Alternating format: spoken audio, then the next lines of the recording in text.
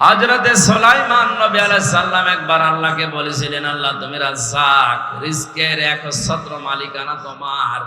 ইন্নাল্লাহা হুয়ার রাজ্জাকুল কুওয়াতিল মাতিন। রিজকের মালিক তুমি, এটা আমি বিশ্বাস করি মনে প্রাণে। তুমি যে সবাইকে রিজিক দাও, এটাও আমি বিশ্বাস করি। আমি তোমার কাছে একটা আরজি পেশ করি, তোমার যত সৃষ্টি আছে আমি একটা দিন খাওয়াতে চাই। আমাকে যে বিশাল সাম্রাজ্য দিয়েছো, বিশাল ক্ষমতা দিয়েছো, এটার উপরে ভর করে আমি আল্লাহ পাক তিনবার তাকে বলেছিলেন না, এটা সম্ভব না। নাছড় বান্দা হয়ে যখন বললেন আমি চাই, আল্লাহ পাক বলেন একদিনের দরকার নেই, মাত্র এক বেলার খাবারের দায়িত্ব তোমারে দিলাম, চাও দেখি কেমন পারো। 6টা মাসের কথা আছে তাফসীরের ভেতরে। আমি আবার বলছি, বর্ণনাটা যদিও দুর্বল, আমি উদ্বুদ্ধ করার জন্য বলছি। শিক্ষাটা কি এখানে? 6টা মাস একাধারে খাবার রান্না হয়েছে।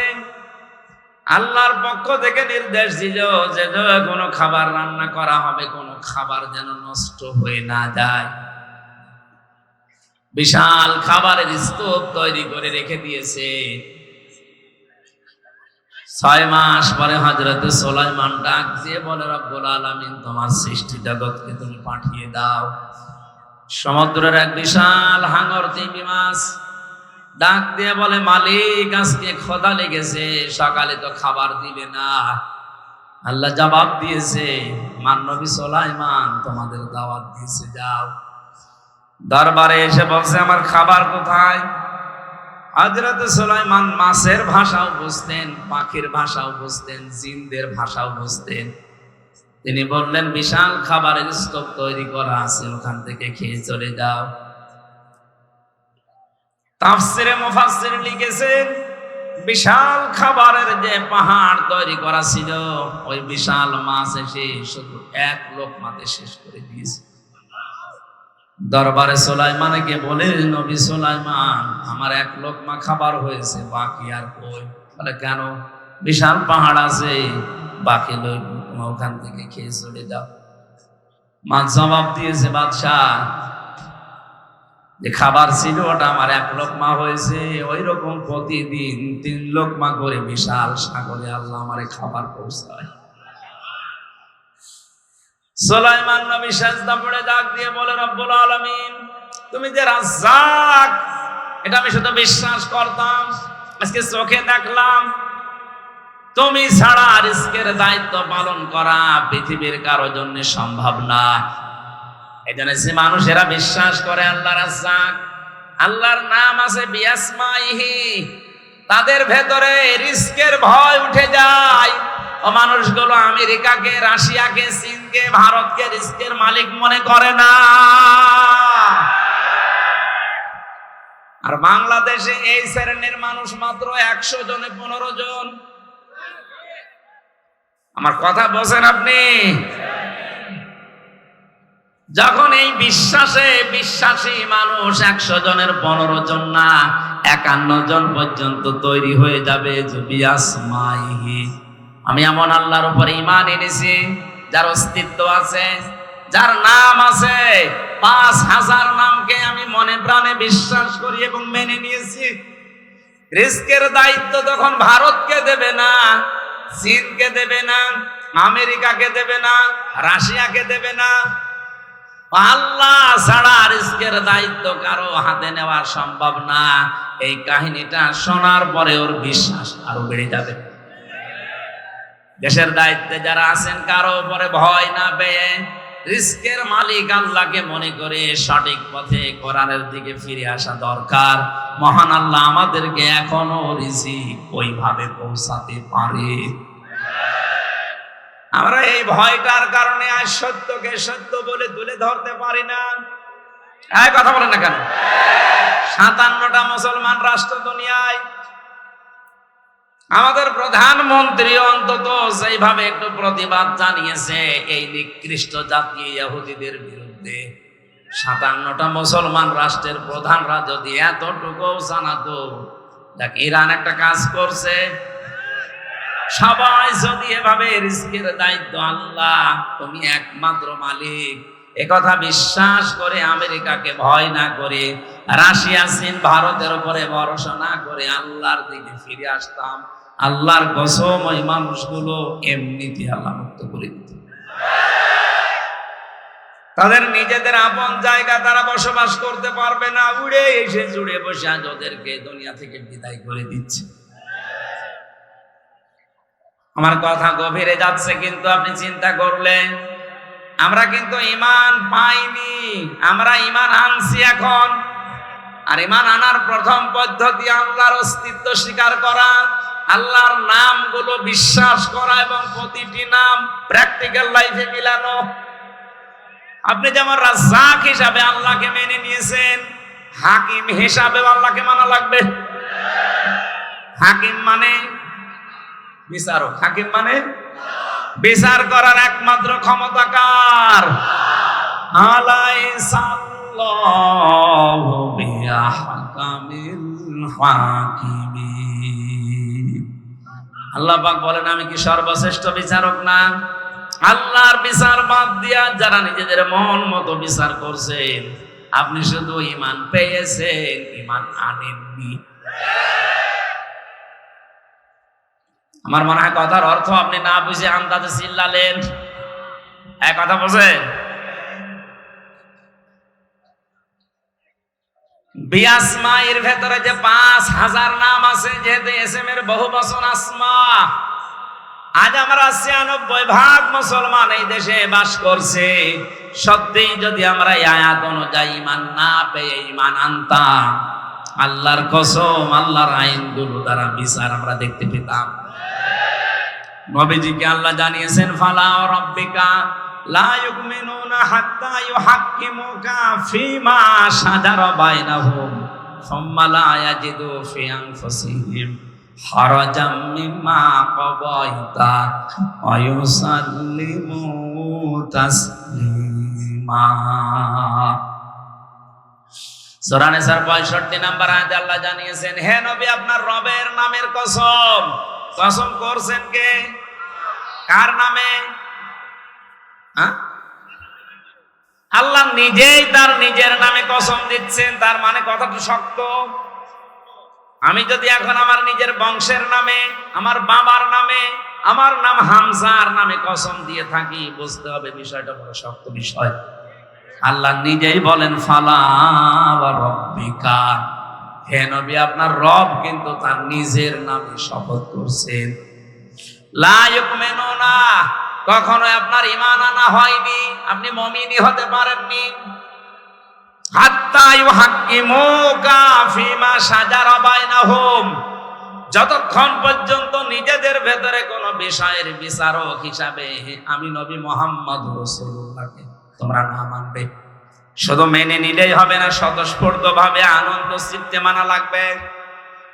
আজ যারা নবীজির বিচার ব্যবস্থাকে, আল্লাহর পাঠানো বিচার ব্যবস্থা মানেন না, আল্লাহর কসম আপনার ঈমানে সমস্যা এখনো লেগে আছে। আশা করছি আপনি ঈমান পেয়েছেন, ওটা হবে না, ঈমান আজকে আনবেন। কথা বলেন না। ঈমান আনতে হলে আল্লাহর নাম আছে শুধু বিশ্বাস করে শেষ। প্রতিটি নামের অর্থের সাথে মিলিয়েবেন নিজের জীবনকে। হিন্দুরা 12 মাসে 13 পূজা করে, 33 কোটি দেবতা তাদের। কত? হয়তো অনেক হিন্দু ভাইরা তাদের দেবতার নামও জানে না, কিন্তু বিশ্বাস করে যে দেবতার সংখ্যা কত। বলেন না কেন? আমাদের যে আল্লাহ মালিক কয়জন? নাম কত? আমি বললাম না প্রতিটি শব্দ থেকে আমরা শিক্ষা নেব। এবার আসেন শিক্ষাটা কি।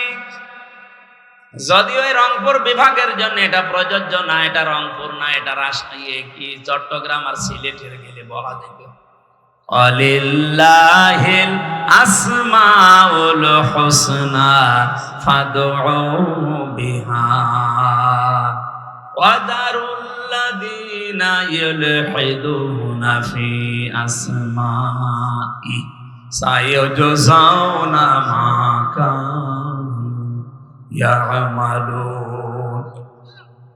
সূরা আরাফ 9 নম্বর পারা 13 নম্বর পৃষ্ঠা 4 নম্বর লাইনের 180 নম্বর 81 নম্বর আয়াত। এটা তাফসিরে ফি জিলালিল কোরআনে সাইয়্যিদ কুতুব লিখেছেন। আল্লাহ পাক বলেন আমার অনেক নাম আছে, যে কোনো নামে পারো আমাকে ডাকো, কিন্তু সাবধান, আমার নাম যারা পরিবর্তন করে ফেলে, আমার নাম যারা ইলহাদ করে, উলট পালট করে, তাদের সাথে তোমরা আমাকে ডাকবা না। কে বলছেন? সুতরাং আল্লাহ আল্লাহ বলতে বলতে যারা হো হো বলে তাদের সামনে মিলে মিশে আর ডাকা যাবে না।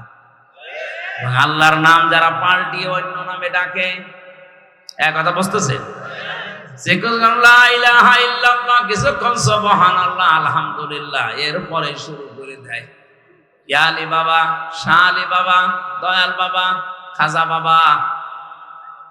এত স্পষ্ট কথাগুলো নাম ধরে বলার পরও যদি ঠাকুরবার মানুষগুলো না বোঝে, আমার মনে হয় এদের বিবেকের উপরে কুকুরে পোশাক করেছে। আর কিভাবে বলা যায় বলেন তো? আল্লাহ নিজে বলছেন আমার অনেক সুন্দর নাম আছে, যে নামে পারো ডাকো, কিন্তু আমার নাম যারা উলট পালট করে ফেলে, আমার নামের সাথে যারা অন্য কিছু মিলায়, ইলহাদ মানে কি? উল্টা পাল্টা করে ডাকা, তাদের সাথে মিলে তোমরা আমি আল্লাহকে ডাকবা না। এই আয়াত তো আমি এখন বানালাম, বলেন। আল্লাহর নাম আছে একটা দুইটা না, আমরা শুনলাম তাফসিরের ভাষা দিয়ে 5000। আপনার যদি মনে হয় যে আল্লাহ আল্লাহ বলতে কিছুক্ষণ ভালো লেগেছে, এবার আল্লাহ বলবো না রহমান বলবো, বলেন, কোনো অসুবিধা নেই। আপনি বলেন ইয়া রহমান ও ইয়া রহিম বলেন, অসুবিধা নেই। কিন্তু আল্লাহর নামের সাথে অন্য কাউকে আপনি মেলাতে পারবেন না। ইয়া খাজা, ইয়া খাজা, আল্লাহ কোন নাম আছে? ইয়া আলী বাবা, ইয়া আলী বাবা কোন নাম আছে? এমনকি চট্টগ্রাম বিভাগে অনেকে রসুলের মহব্বতের নাম দিয়ে বিশ্ব নবীর নাম নিয়ে ওরা জিকির পর্যন্ত বানিয়ে ফেলেছে। ইয়া রাসূলুল্লাহ, ইয়া রাসূলুল্লাহ, ইয়া রাসূলুল্লাহ ডাকতেছে, কবিরা গুনাহ হবে আপনার। রাসূলের নামে শুধু দরুদ পড়া যায়, জিকির করা যায় না। জিকির করা যায় কার নামে? আমি আবার বলছি, আমরা যারা ঈমান পাইনি, ঈমান এনেছি, তারা আমার আল্লাহর অস্তিত্বকে যেমন স্বীকার করলাম, আল্লাহর নাম আছে এইটাও স্বীকার করা, এবং প্রতিটি নামের সাথে আমার প্র্যাকটিক্যাল লাইফ মিলানো। আমি তো রাজ্জাক হিসাবে আল্লাহকে মেনে নিয়েছি, হাকিম হিসাবে আল্লাহকে মেনে নিয়েছি, রব হিসাবেও আমাকে আল্লাহকে মানা লাগবে। 3 নম্বরে কি বলেছিলেন? অসিফাতিহি, আমি এমন আল্লাহর উপরে ঈমান এনেছি যার শুধু গুণাগুণ নেই, এই গুণের কার্যকারিতা আছে। হিন্দু ভাইদের দেবতাদের নাম আছে, কিন্তু নামের কার্যকারিতা কিয়ামতের আগে আপনি দেখাতে পারবেন না। এখন যদি বলেন আমার ধর্মকে আপনি ছোট করছেন না, আপনি বাস্তবে মিলান। আমি যতটুকু বাস্তবে দেখেছি, এদিকে তাকান, মোনাজাতের পরে বসুন বসুন ভাই, পরে পরে পরে বসেন বসেন, বসিয়ে দিতে পারেন না, পরে পরে। কে ছাতা বলছিলাম আমি নিজেই বুঝে যাচ্ছি, গরমে আমার সব স্যার, ওরা একবারে শুরু করেছে। মোনাজাতের পরে ওই যে কি ভেঙে পড়ে গেল না, ওইটা 10 মিনিট সময় দেওয়া হবে, দেখে বাড়ি যাবেন নাকি? ভাই, একটা বাঁশ ভেঙে পড়ে যাচ্ছে, এইটা দেখার জন্য যদি আপনি কোরআনের আলোচনা বাদ দিয়ে ওইদিকে তাকাতে পারে, আমার তো মনে হয় এখন যদি এমনি পরিমণি হাইটে যেত, আপনি আমারে বাদ দিয়ে ওইদিকে ছুটেছিল। বলছে ঠিক।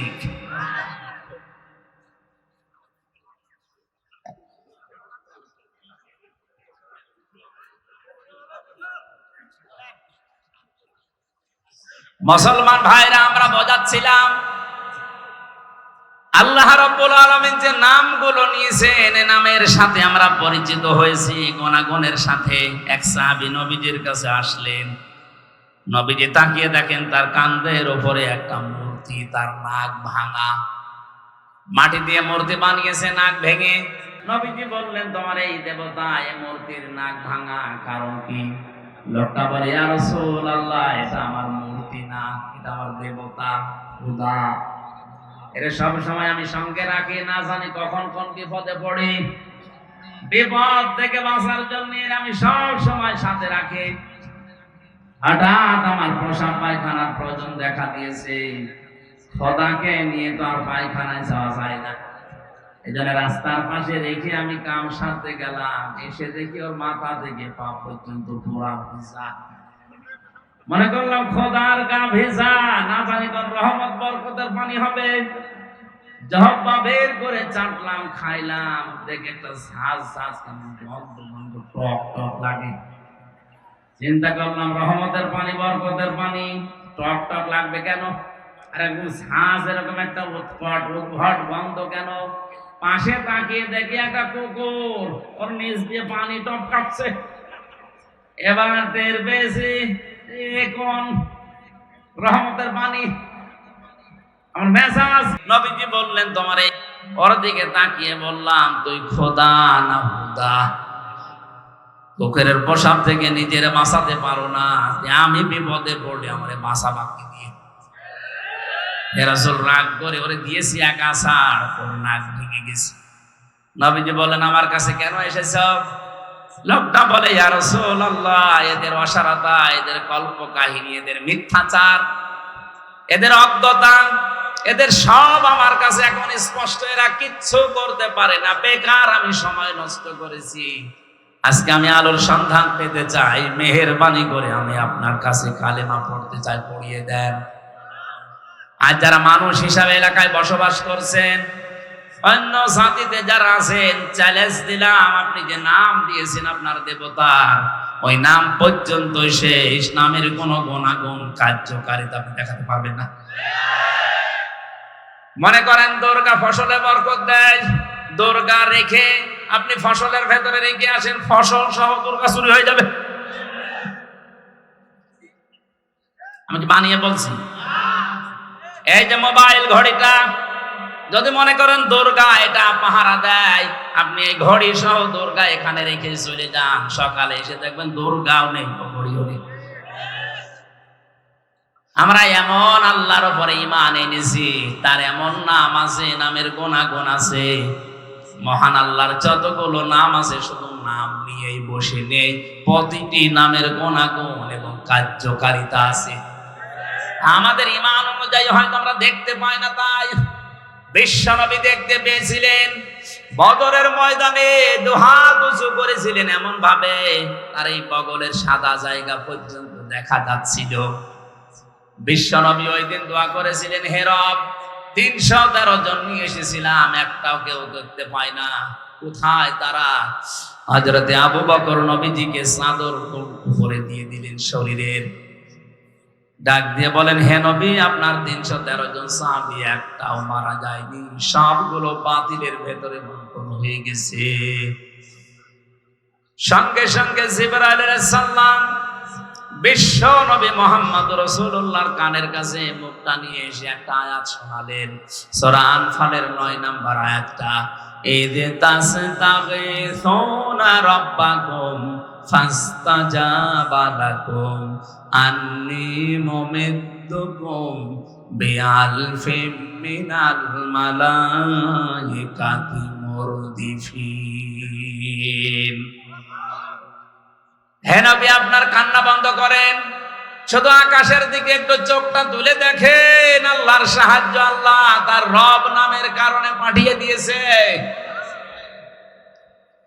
তিনি তাকালেন ওই দিকে, তাকানোর পরেই দেখলেন ফেরেশতারা নামতেছে, সকলের হাতে মোটা মোটা ডান্ডা, বাই সিরিয়াল মুরদিফিন, মানে একটার পরে একটা। নবীজি এবার মুস্কি হেসেছিলেন, আল্লাহ পাঠিয়েছে কত? আল্লাহ পাক বলেন 1000।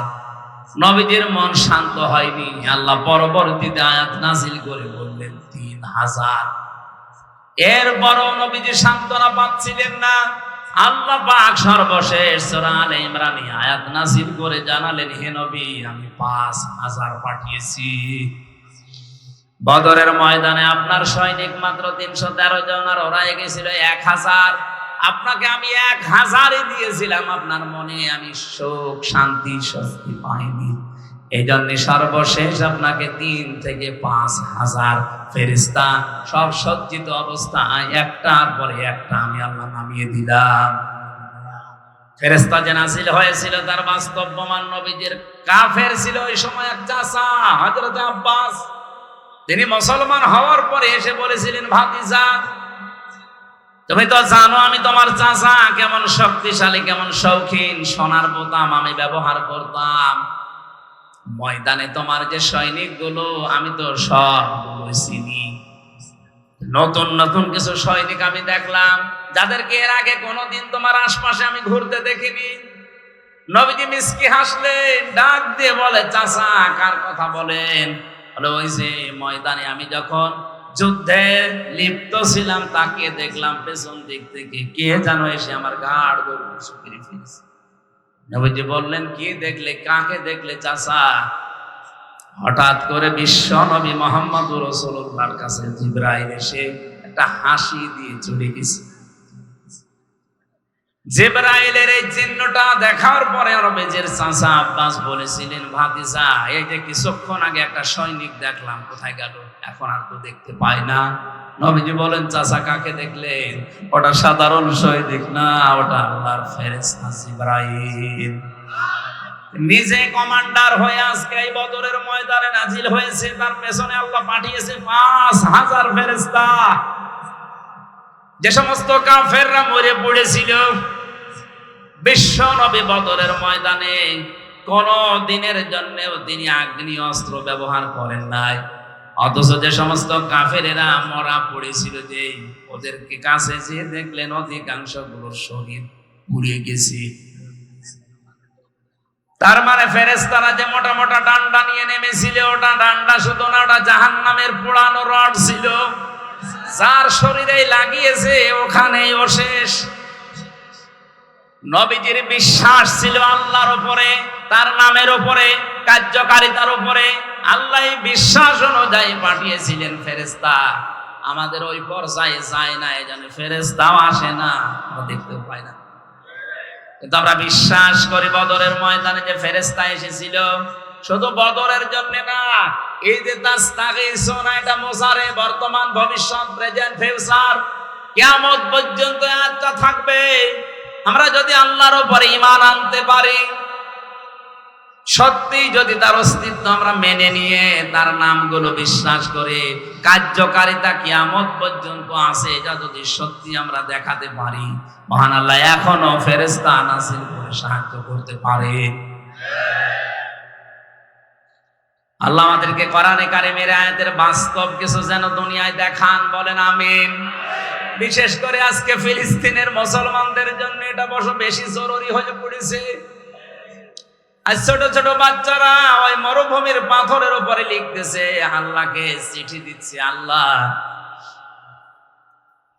ওয়াজআলনি মিল্লাদুনকা ওয়ালিয়্যা ওয়াজআলনি মিল্লাদুনকা নাসীরা। হে আল্লাহ, আর পারা যায় না, সহ্যের বাইরে চলে গেছে। মা নেই, বাবা নেই, বড় ভাই নেই, বড় বোন নেই, সবাইকে ওরা মেরে ফেলেছে। আমি 2 বছর, 2.5 বছর, 3 বছরের বাচ্চা কি বুঝি? দুনিয়ায় কেউ যখন এগিয়ে আসে না, আমি তোমার কাছে চিঠি লিখলাম, মহান আল্লাহ তোমার পক্ষ থেকে তুমি আমাদের জন্য সাহায্যকারী পাঠাও। এই জন্যই মনে হয় আল্লাহ ইরানের মনটা একটু নরম করে দিয়েছে। বিশ্বের 57টা মুসলমানদের মন যদি এরকম একটু নরম আল্লাহ করে দিত, অন্তত এখনো যেভাবে সাহায্য করছে অনেকেই, প্রত্যেকটা মুসলিম রাষ্ট্র যদি ঈমানের দাবি পূরণ করার জন্য সবাই কাশ্মীরের পাশে দাঁড়াতো, আমরা আজাদ কাশ্মীর পৃথিবীতে দেখতে পেতাম। মরণের আগে যেন এটা দেখতে পায় যে আজাদ হয়ে গেছে কাশ্মীর। বলেন আল্লাহ পাক যেন এটা দেখে মরার তৌফিক দেন, বলেন আমিন। আমরা যদি আজাদ না হতাম, আমরা যদি মুক্ত হতে না পারতাম, কত কিছু আমরা আজ নিজেদের মন মতো করতে পারতাম না। আপনি টের পাচ্ছেন, ওরাও আজ মুক্ত হতে পারে না, আজাদ হতে পারে না, এই জন্য অনেক কিছু মন মতো করতে পারছে না। মানুষকে আল্লাহ বানিয়েছে এই মুক্ত জীবন দিয়ে। এটা পাখি না যে খাঁচার ভেতরে ভরে রাখবেন।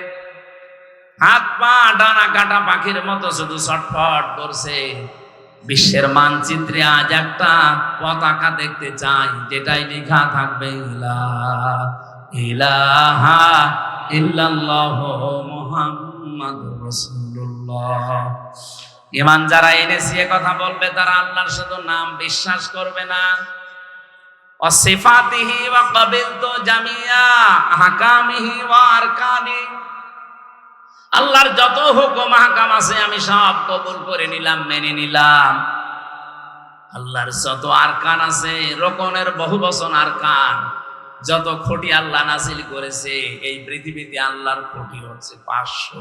কয়টা?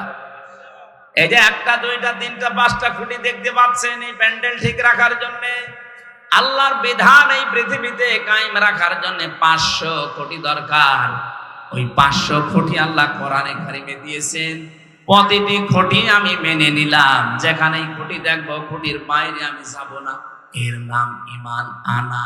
এর নাম কি? আমরা ঈমান আসলে পেয়েছি, ঈমান আমরা আনতে পারি না। সে ছোটকালে কায়দায় যেটা পড়িয়েছিল মক্তবে হুজুরেরা, আমানতু বিল্লাহি কামা হুয়া বিআসমাইহি ওয়া সিফাতিহি ওয়া ক্বাবিলতু জামিয়া আহকামিহি ওয়া আরকানি, এটার উপরে আমাদের বাকি জীবন যেন আমরা ঈমান এনে সেট করতে পারি। বলেন আমিন।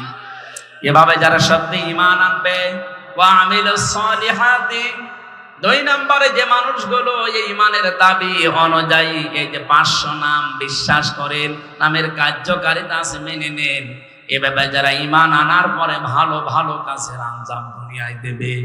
আমলের বাংলা অর্থ কাজ। আমল মানে কাজে পরিণত করে দেখাবে। এখন সলিহাত বহু বচন আল্লাহ দিলেন, ভালো কাজ কোনটা?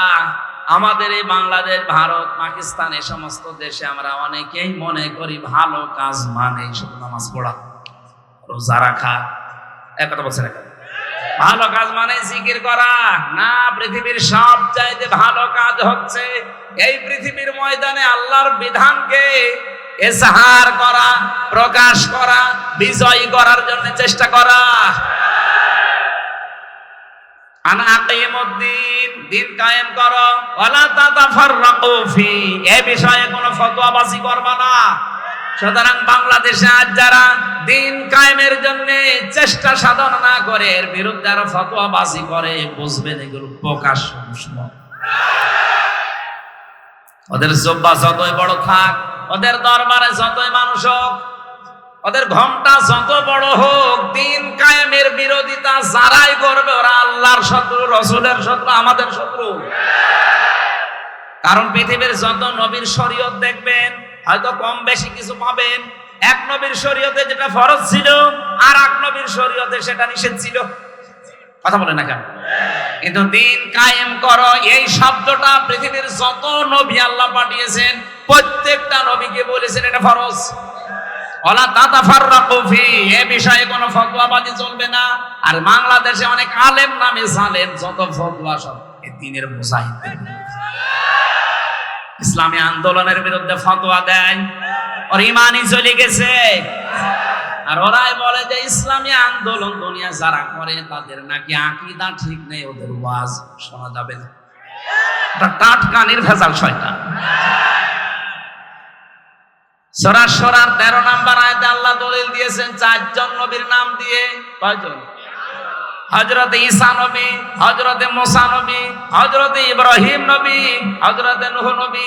এত বড় বড় পাওয়ারফুল 4 জন নবীকে ডাক দেওয়ার পরে নবীকে বললেন, হে নবী, আপনাকে আমি ওহী করলাম আন আকিমুদ্দিন, আপনি আর যাই করেন দুনিয়াতে দিন কায়েম করবেন। দিন কায়েম মানে শুধু পায়খানায় বলেন, শুধু খাবার খাওয়াই, শুধু সন্তান জন্ম দেওয়াই না, টয়লেট থেকে শুরু করে আন্তর্জাতিক জীবন পর্যন্ত যেখানে যাবেন ওখানেই দিন আছে না নেই? টয়লেটে গেলে দিন আছে, এইটা আপনি মেনে নিলেন যে বাম পা দিয়ে প্রবেশ করা, দোয়া পড়া, কিছুক্ষণ বসে থাকা, এরপরে গামটা জিনিস বের করে বের হওয়ার সময় ডান পা দিয়ে বের হয়ে দোয়া পড়া হয়ে গেল না? মানে আবার কি আছে ওখানে যে খাবার খাবে? আপনি তো এইটাই করেন টয়লেটে, বাম পা দিয়ে বলেন আল্লাহুম্মা ইন্নী আউযু বিকা মিনাল খুবুসি ওয়াল খাবাইস, এরপরে আর কিছু পড়েন না, বসে থাকেন। কিছুক্ষণ পরে যখন বেরিয়ে আসেন ডান পা দিয়ে কি বলেন আপনি? গফরানাকা, হে আল্লাহ আমি ক্ষমা চাই তোমার কাছে, এতক্ষণ তো তোমার জিকির আজকার করতে পারিনি এই 10-15 মিনিট, এইজন্য আমি মাফ চাই।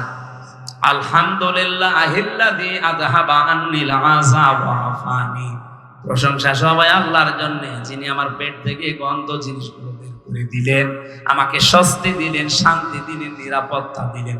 বলেন সুবহানাল্লাহ।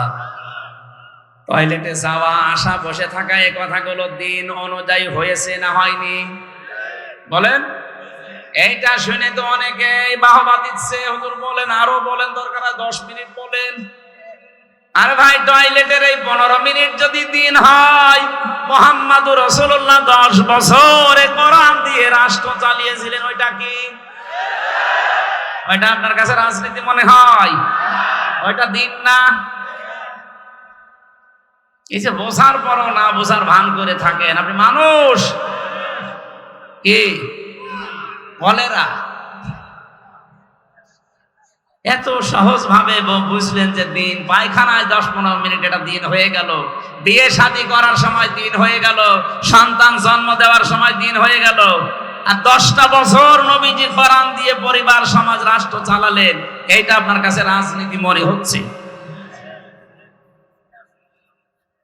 এই জন্য দিন কায়েম করা এটা নফল না, সুন্নত না, ওয়াজিব না, এটা ফরজ, প্রত্যেকের জন্য ফরজ আইন। এটা যে যেখানে আছে ওখান থেকে ওর টার্গেট থাকা লাগবে, আল্লাহর এই জমিনে কি করে আল্লাহর বিধান কায়েম হয়।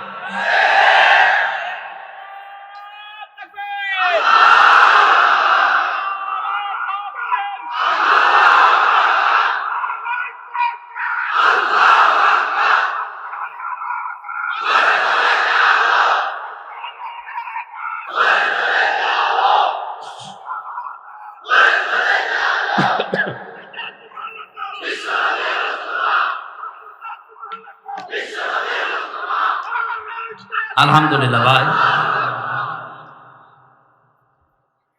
তাহলে আমলে সালেহ বলতে আমাদের যে ভ্রান্ত ধারণাটা আছে, পৃথিবীর সবচাইতে বড় আমল হচ্ছে দিন কায়েম করার আমল। সাহাবায়ে কেরাম এইটা বুঝেছিলেন, এই জন্য 11 বছরের মাঝমধ্যে জীবন দিতে দ্বিধাবোধ করেননি। আর নবীর কাছে যে বলেছেন, হে নবী আপনারা আমার 2 ভাইকেই নেন। নবীজি বলেন, তুমি তো ছোট, মাপে বুঝতে চাও না। মাপে বুঝি না, তাতে কি হয়েছে? আপনি শক্তি পরীক্ষা করেন। দেখেন তো, ওরা ভালো কাজ বলতে বুঝেছিল আল্লাহর জমিনে দিন কায়েম করা, আর আমরা এই কাজকে দুনিয়ার কাজ মনে করে, এই কাজকে রাজনীতি মনে করে অনেকের ছেলে মেয়ে স্ত্রী নিজেও যেতে চায় না, এদেরকেও যেতে চায় না। আমি আশা করছি আপনার এই ছোট কথা আপনি বুঝেছেন। না বোঝার ভান করে থাকলে এদিকে আসেন, ঝড়ি কোদাল দিয়ে বুঝাচ্ছি। আমল এইটাই পৃথিবীর শ্রেষ্ঠ আমল। আমি এটা তো বানিয়ে বলছি? বলেন। আজ এই দেশের 18 কোটি মানুষের 96% মানুষ যারা মুসলমান দাবি করছে, তাদের ছেলেকে, মেয়েকে, স্ত্রীকে, ভাতিজাকে, ভাইজিকে যদি এই মনে করে দিতাম যে এই ভালো কাজ সবাই মিলে করো নামাজ পড়ার মতো, এ দেশে দিন কায়েম হতে আর বেশি দেরি হওয়ার কথা।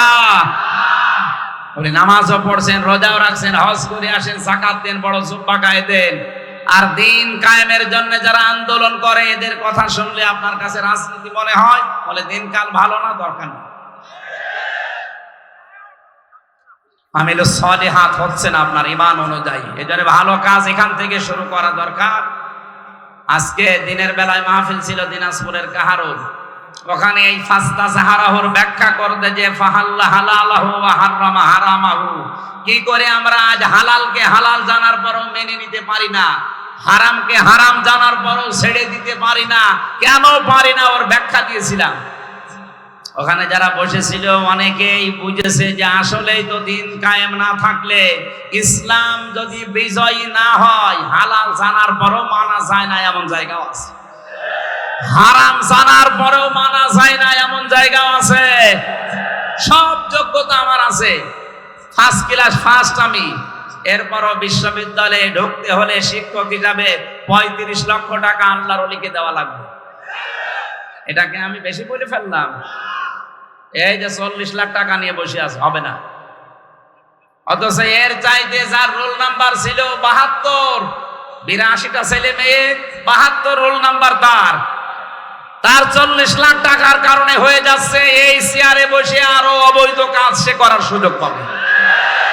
আরে ফার্স্ট ক্লাস ফার্স্ট এর দেবে না, কারণ এর মা মানে।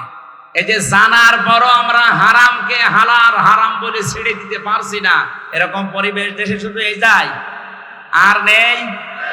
আজ কোর্ট কাটাচ্ছে যান, আদালতে যান, 3টা বছর তো আমি দেখলাম, আমার তো মনে হয় আদালতের ইট পর্যন্ত টাকা চাই। বিশ্বাস হচ্ছে না, ঠাকুরগাঁও আদালতে যান, কোর্টের ইট পর্যন্ত বলবে এই 10 টাকা দিয়ে যান।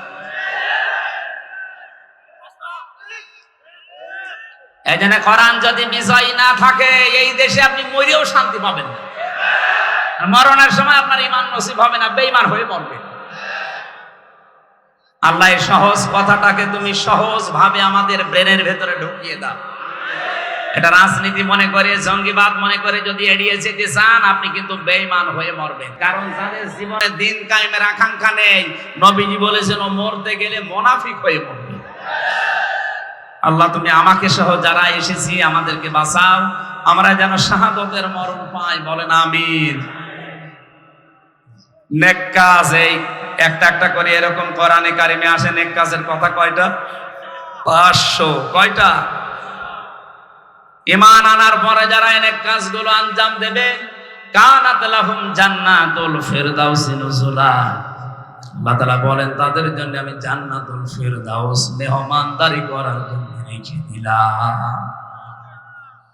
আমার ভাইরা, মেহমান যত দামি হয় তার জন্য প্রস্তুতি তত আগে থেকে নেওয়া হয়। আমি এলাকায় আপনাদের মেহমান, যেহেতু আজ 3 বছর ছেলে, আর এর আগে 1 বছর আসি না, 4 বছর পরে আসতেছি, এজন্য এলাকায় ধুম পড়েও গেছে এরকম বেশি। আমার মনে হয় আশপাশে 3-4 থানার ভেতরে খবর নিয়ে দেখেন, প্রত্যেক বাড়িতে মেহমান ঘুরে গেছে। এটা জিবরাইল আসবে এই কারণে বলেন, যেহেতু আপনারা আমাকে দামি মেহমান মনে করেন, মেহমান যত দামি হয় তার জন্য প্রস্তুতিও তত আগে থেকে 8-7 করে নেওয়া হয়। এই খরচ হচ্ছে আপনাদের এরকম, এক কথা বলছেন এখানে 2 দিন 3 দিন 4 দিন করে মেয়ে জামাই ওর জামাই ওর জামাই সব এসে রয়েছে। পৃথিবীর শ্রেষ্ঠ মেহমান যিনি মুহাম্মদুর রাসূলুল্লাহ সাল্লাল্লাহু আলাইহি ওয়াসাল্লামকে দিয়ে আল্লাহ জানিয়েছেন, হে নবী, ঈমান যারা আনবে, এর উপরে আমল করবে, এরা যেহেতু আমার শ্রেষ্ঠ মেহমান হয়ে গেছে, এদের মেহমানদারি এই যে নুজুলা, এর ব্যাখ্যায় আমি পড়েছি, এই মেহমানদের জন্য সর্বোচ্চ প্রস্তুতি 70টা গেট আমি আল্লাহ তৈরি করে রাখবো।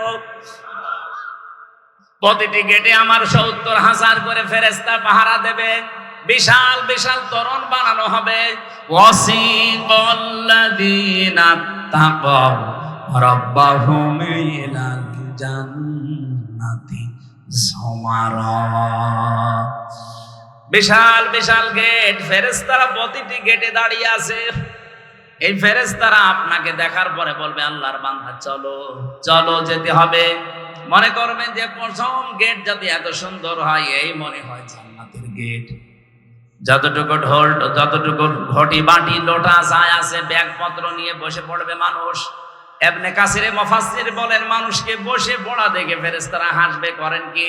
এ তো মেন গেট না, কেবল গেট আরম্ভ হয়েছে। এরকম 70টা গেট আপনাকে পার হওয়া লাগবে। সালামুন আলাইকুম তিবতুম ফাদখুলুহা খালিদিন। শান্তি সম্ভাষণ সালাম দিতে দিতে আপনাকে নিয়ে যাবে ফেরেশতারা। আল্লাহ আমাদের কপালে যেন এটা রাখেন, বলেন আমিন। আল্লাহ পাক বলেন এই মেহমানদারি করার জন্য আমি নিজে সবচাইতে বড় স্তর যেটা জান্নাতুল ফেরদাউস এইটা রেখে দিলাম। খালিদিনা ফিহা, চিরকালের জন্য এই বাগানে তোরা ঘোরাফেরা করবে।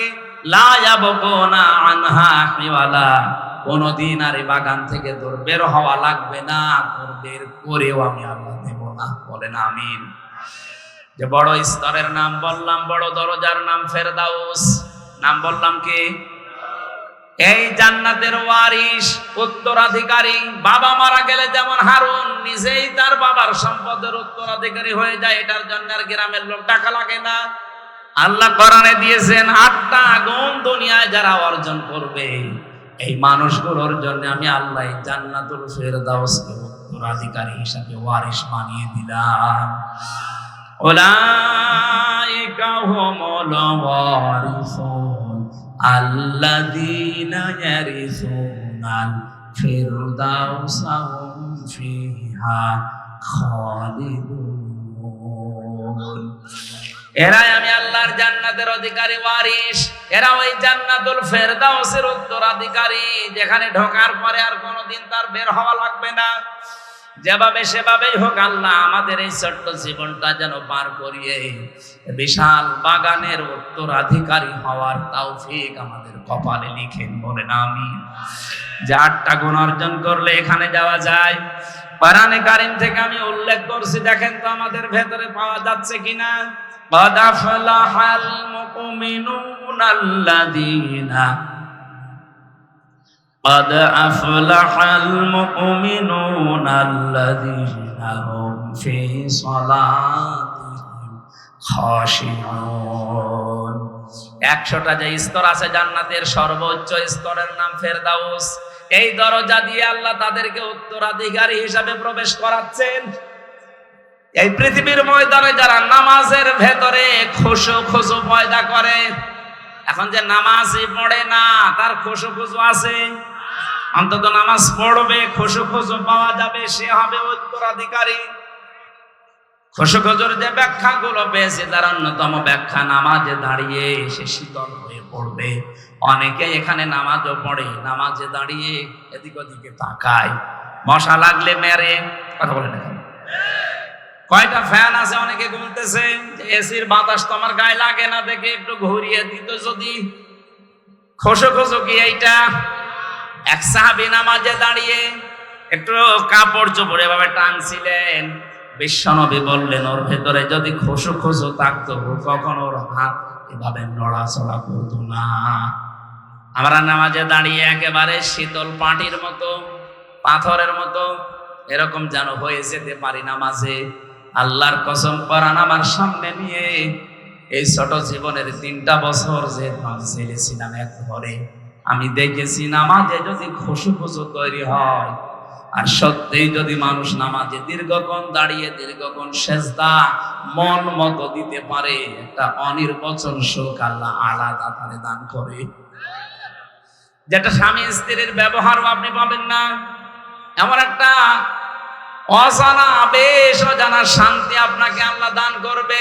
আজকে এই সেজদা দেবেন ভোর রাতে, আজান হওয়ার ঘন্টা খানিক 1.5 ঘন্টা খানিক আগে ওঠেন, অন্তত 10 রাকাত না 2 রাকাত নামাজ আদায় করেন। বিশাল লম্বা একটা সেজদা 40-45 মিনিট পড়ে থাকে। মানে কি বলবো, কি বলবেন, মানে ওই আরবিতে কথা বলতে না পারলে বাংলায় বলবেন মনের কথাগুলো, যে আল্লাহ আমার ওই অসুবিধা আছে, ওই ঝামেলায় পড়েছি, আমার ওই অসুখটা হচ্ছে, আমার এরকম মানে টয়লেটের ভেতরে রক্ত পড়ছে, যত রকমের অসুস্থতা আছে, অসুবিধা আছে, বিপদের কথা আছে, সেজদায় পড়ে যদি চোখের পানি ফেলতে পেরে বলতে পারেন বাংলায়ও, দেখবেন একটা আলাদা শান্তি পাচ্ছেন। ওটা আল্লাহ সবাইকে দেয় না। যে মানুষগুলো নামাজের ভেতরে খুশু আর খুশু তৈরি করে, ভয় নিয়ে যারা নামাজ আদায় করে, আল্লাযীনা হুম আনিল লাগবি মুরিদুন, এই পৃথিবীতে যে মানুষগুলো অনর্থক কথাবার্তার কাজ থেকে যারা নিজেদেরকে বিরত রাখে, আজ দোকানে বসলে আপনার মুখ ঠিক থাকে না, কথা বলতে আছেন, 100টা কথা বলে 80টা মিথ্যা কথা। এজন্য কোনো কাজ না থাকলে চুপ করে থাকবেন। মান সামাতা নাজা, যারা চুপ থাকে সে নাজাত পাওয়ার একটা পথ পায়। তিন নম্বরে যারা যাকাত আদায় করে, যাকাত শুধু সম্পদের না, শরীরের যাকাত আছে। এই কথা বলছেন না কেন? আপনার এই ধানের যাকাত আছে, গমের যাকাত আছে, ভুট্টার যাকাত আছে। এই যাকাত গুলো আজ আদায় করি না, এজন্য আমাদের সম্পদ গুলো আজ আল্লাহ পবিত্র করে রেখেছে। উত্তরাধিকারী জান্নাতুল ফেরদাউসের হতে হলে যাকাত শরীর থেকে শুরু করে প্রতিটি জিনিসের আদায় করতেই হবে, মাস্ট বি। চার নম্বরে যারা যৌন অঙ্গকে হেফাজত করে রাখে, এটা নষ্ট করার জন্য আকাশ সংস্কৃতির নামে সূক্ষ্ম সূক্ষ্ম ষড়যন্ত্র চলছে। যেভাবে আরম্ভ হয়েছে মোবাইল আর ইন্টারনেট দিয়ে, আমার তো যতটুকু বাস্তবতা, এই 3 বছর জেল থেকে বেরিয়ে দেখছি, এভাবে যেহেতু 10 বছর চলতে থাকে, আগামী 10 বছর পরে চরিত্রবান কোন যুবতী যুবক এদেশে আর পাবেন না। বিয়ের আগে সব নষ্ট হয়ে যাবে। এখনো সাবধান, আমি সহ যারা আছি, ছোট বাচ্চা থেকে শুরু করে অন্তত ও কান্নাকাটি করে করুক, ও যদি কিনতে মরে যায় যাক, তারপরও ওদের হাতে অ্যান্ড্রয়েড মোবাইল গুলো দেওয়া যাবে না। এইটা দেওয়া আর ওর হাতে বোমা দেওয়া সমান। আজকে এইটা ওইটা টিপতে টিপতে এমন জায়গায় যাবে আপনি কল্পনাও করতে পারেন না ওর চরিত্র কখন ধ্বংস হয়ে গেছে। যদি এটা কঠিন কাজ, অনেক অনেক মা বোনেরা মনে করে বাচ্চাকে মোবাইলের এই খেলাধুলা উল্টা পাল্টা জিনিস না দিলেও খাবার খেতে চায় না, না খাক, ওর মেধা কিন্তু নষ্ট হয়ে যাচ্ছে। 4 নম্বরে যে মানুষগুলো আমানতের খেয়ানত করে না, আজ কয়েকদিন পরে নির্বাচন, এই যে ভোট দেবেন যারা, এটা কিন্তু আমানত। এখন মনে করেন আমার দলের লোক তো দাঁড়ায়নি, আমি দেব না, না, যারাই দাঁড়িয়েছে মনে করেন 8-9 জন 10 জন, এর ভেতরে যোগ্যতা সম্পন্ন যেই লোকটা, যার দ্বারা ইসলামের কাজ হবে, মানবতার কাজ হবে বলে আপনার মনে হয়, এইরকম মানুষকে আপনার রায়টা, এই আমানতটা দিয়ে দেবেন। জান্নাতুল ফেরদাউসের উত্তরাধিকারী হওয়ার জন্য এটা দরকার। এরপরে আমি পেয়েছি, অঙ্গীকার পূর্ণ করতে হবে। ওয়াদা যদি কারো সাথে দেয়, আজ এখানে আমি আসার আগে যারা যারা ওয়াদা দিয়েছে যে বাড়িতে বাড়িতে টিউবওয়েল বসিয়ে দেব, বিশাল গরুর গাড়ির চাকার মতো জিলাপি কিনে দেব, কত রকমের ওয়াদা কত মানুষ করে, অথচ ওয়াদাকে কিছু মনেই করে না। পাশ করার পরে সব ওয়াদা ভুলে যায়। ওনার জন্য জান্নাতুল ফেরদাউস হারাম হয়ে যাবে। ওয়াদা ঠিক রাখবেন, ওয়াদা যদি করেন, আর যদি ওয়াদা করতে না পারেন, ঠিক রাখতে না পারেন, করবেন না। এরপরে আছে নামাজে যত্নবান হওয়া। আল্লাহ রাব্বুল আলামিন কোরআনে কারিমে এই যে গুণগুলো দিয়েছেন, যদি কেউ অর্জন করতে পারে, মহান আল্লাহ তাকে বিশাল ফেরদাউসের উত্তরাধিকারী হিসাবে কবুল করে নেবেন। আমি সহ প্রত্যেকটি মানুষকে আল্লাহ যেন এটা কবুল করেন, আমিন। 2 নম্বর দরজার নাম পেয়েছিলাম জান্নাতুল মাওয়া। আমা আদরাকা মা ইল্লিয়ুন।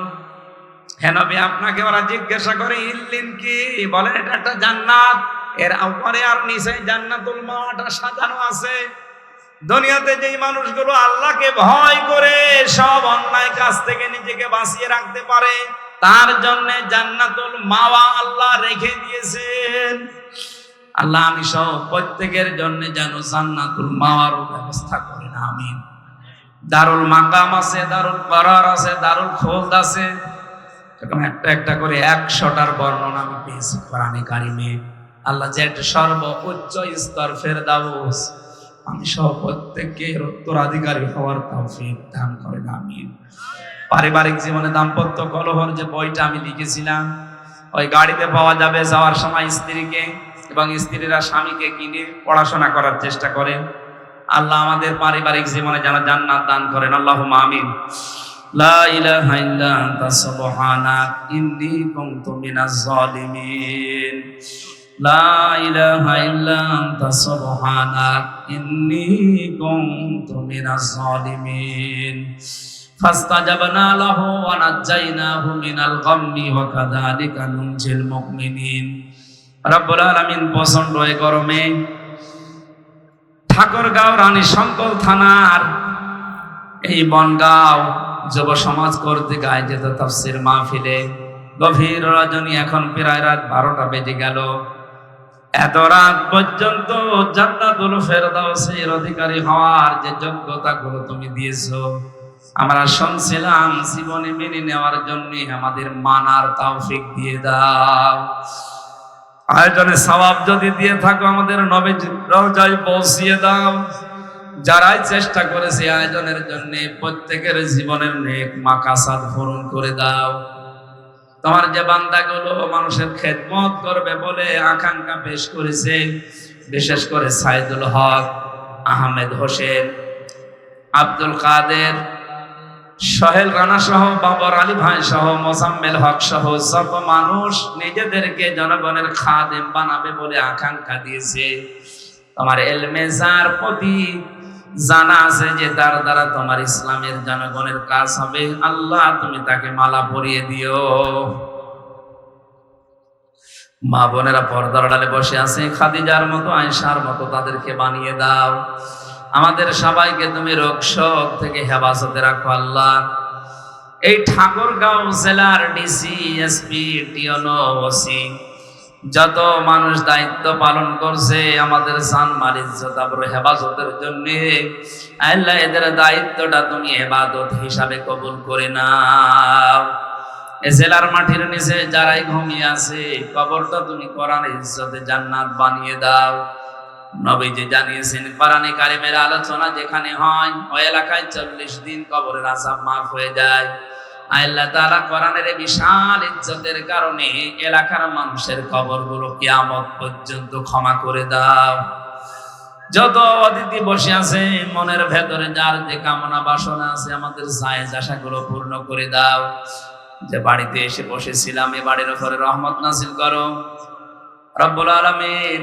সারা জীবনের মোনাজাত আমার, আল্লাহুম্মা ইন্নী আসআলুকা শাহাদাতান ফি সাবিলিক ওয়াজআল মাউতি ফি বালাদি রাসূলিক। সাধারণভাবে মরণ দিও না আল্লাহ, তুমি আমাকে শাহাদাতের মরণ দিয়ে জীবনটা ধন্য করে দিও। সবচাইতে বড় নেক কাজ যেটা তোমার দিন এই পৃথিবীতে কায়েম করা, অ্যাক্টিভ হয়ে আমাদের মুসলমানদেরকে দায়িত্ব পালন করার সুযোগ করে দাও। ফিলিস্তিনের মুসলমানদেরকে বাঁচাও। বাংলাদেশ শান্ত করার জন্য যারা সূক্ষ্মভাবে ষড়যন্ত্র করছে এদেরকে তুমি জাতির সামনে ন্যাংটা করে দাও। এ দেশটাকে তুমি শান্তি, স্বস্তি, নিরাপত্তা দিয়ে ভরে রাখো আল্লাহ। বারাকাল্লাহু লানা ওয়া লাকুম ফিল কোরআনিল আযীম। যখনই মরণ আসবে আমরা যেন এই মুখ দিয়ে বলতে পারি লা ইলাহা ইল্লাল্লাহু মুহাম্মাদুর রাসূলুল্লাহ।